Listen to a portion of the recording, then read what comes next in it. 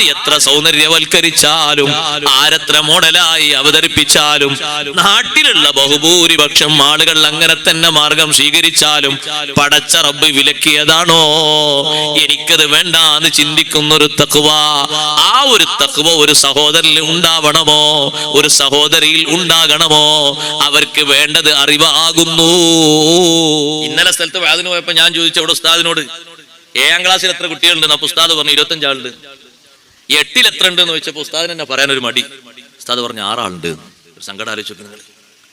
7ാം class പൊതുപരീക്ഷയ്ക്ക് 25 ആളുണ്ട്. കഴിഞ്ഞ വർഷത്തെ കണക്കാ. 8ലെത്തിയപ്പോ എത്ര എണ്ണ കുറഞ്ഞത്? അതാ നമ്മൾ കാര്യമായി ശ്രദ്ധിക്കേണ്ടത്. നമ്മുടെ മക്കൾക്ക് തഖ്വ ഉണ്ടാകണമെങ്കിൽ, നമ്മുടെ ചെറുപ്പക്കാർക്കും ചെറുപ്പക്കാരികൾക്കും തഖ്വ ഉണ്ടാകണമെങ്കിൽ ദ്വാരനാ മാത്രം പോരാ. അതിന്റെ മരുന്ന് വേണ്ടേ? എന്താണ് ആ മരുന്ന്? അത് ഇൽമാണ്. ഇൽമ അവർക്ക് പകർന്നു കൊടുക്കുക. എല്ലാവരും മക്കളെ നന്നായി പഠിപ്പിച്ചിട്ടാണ് നന്നാക്കിയത്.